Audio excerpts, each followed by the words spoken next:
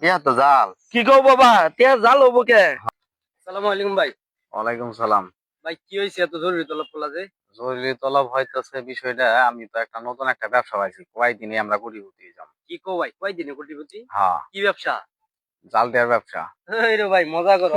মজা করতেছো ভাই, 2 দিনের মধ্যে আমি পুলিশে ধরে নিয়ে যাবো। আরে না, ওটা সিস্টেম করে আমরা সিস্টেমটা করে আর কি ব্যবসা করবো, বুদ্ধি করে ব্যবসা করবো, তাহলে পুলিশও ধরতে পারবো না, জনগণও ধরতে পারবো না। কি কও?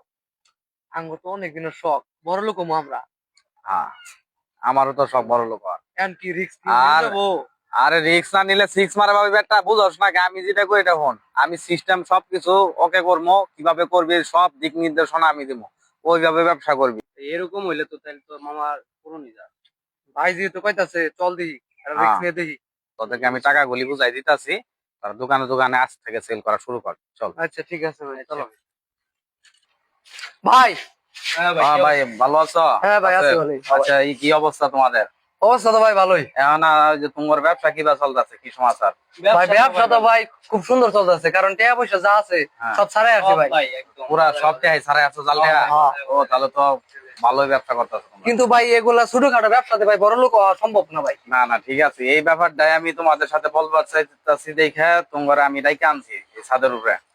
কারণ আমরা একটা মানে একটা বড় দান মারবার নাকি আমরা একটা চিন্তা ভাবনা করছি, ওই বড় দানটা মারা পাইলেই মনে করো যে আমরা ওইভাবে কয়েকটা দান মারবো, তাহলে আঙ্গুর ওকে। আর চলো আমরা চলো।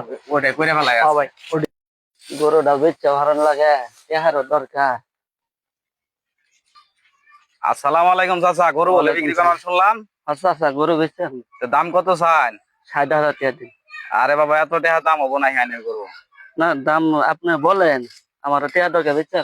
আচ্ছা, এই করেন, আপনি এত টাকা হবো না আপনার গরুর, তা ন্যায্য দাম, গরিব মানুষ এনে গরু বেচার দরকার, আপনার 50,000 টাকা দিই। 50 টাকারও দরকার দিন।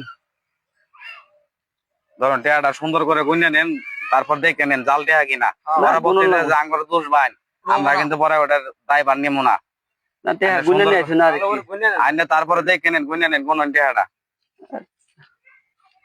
টাকা তো ঠিকই আছে, মূর্খ মানুষ টাকা ছিলিও না, ঠিক আছে। আসল গরুটা নিয়াও, এসা সাইন একটু গরুটা সুতাই দেন সুন্দর করে। আচ্ছা, গরু বলে বেচলাই? হ্যাঁ গরু বেচলাম বাবা। কত? 50,000 টাকা। বাবা টাকা দি গুনে দাও দেখি টাকাটা।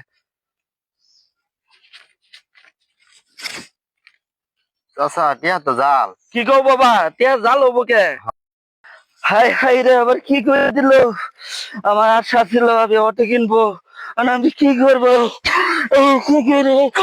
প্রতিনিয়তই এরকম ভাবে আমাদের দেশের বাজারে এরকম ঘটনা ঘটে যাইতেছে। তাই আমরা সকলে জাল টাকা থেকে বিরত থাকি এবং সতর্ক থাকি।